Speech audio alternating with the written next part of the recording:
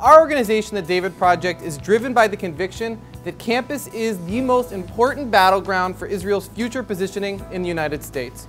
And we come to that conclusion for several key reasons. First, the current Israel discourse on many key American campuses is pervasively negative. Long-term bipartisan support for the Jewish state cannot be assured if further generations of Americans are educated in this atmosphere. These campuses serve as the most important venue for disseminating anti-Israelism in American society. And finally, powerful social trends, as we've seen in the past, often begin on campus. Now, efforts to improve the discussion of Israel have long been hampered themselves by powerful trends.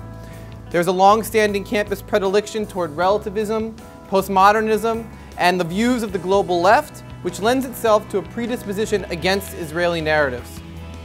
The promotion of anti-Israelism by professors, combined with an unwillingness by administrators to treat anti-Israelism in the same manner as they treat other forms of bigotry, and Jewish student apathy and ignorance, since anti-Israelism as well is not pointed at Jews directly, but at the State of Israel.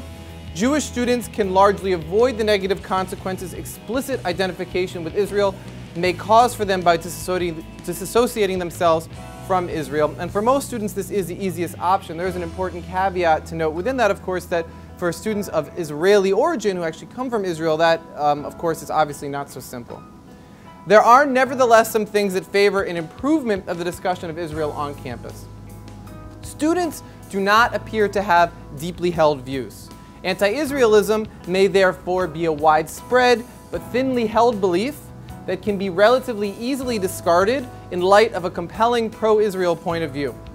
There's also a weakening influence in general of humanities, social science, and related departments that are the strongest sources of campus anti-Israelism, as well as evidence of decreasing political radicalism among younger professors. This is in tandem with a growth in influence and size of business, economics, and related departments, many of which are predisposed to a pro-Israel point of view. And of course, more effective and strategic advocacy and other interventions on the part of the pro-Israel community on campus. So what would these better interventions look like?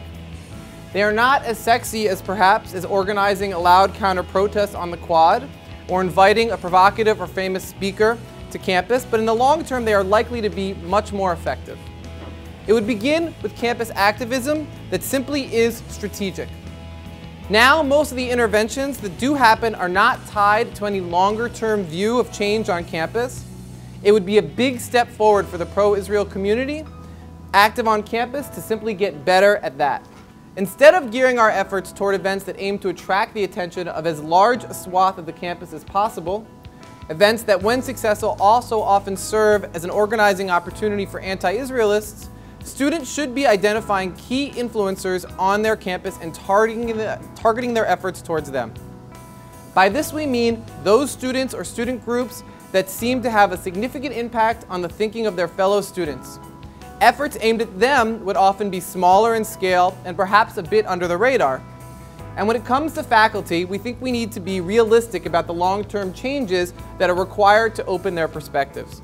We also feel that past efforts to highlight the radical anti-Israelism of some professors has, rightly or wrongly, not shown much success in dealing with the problem.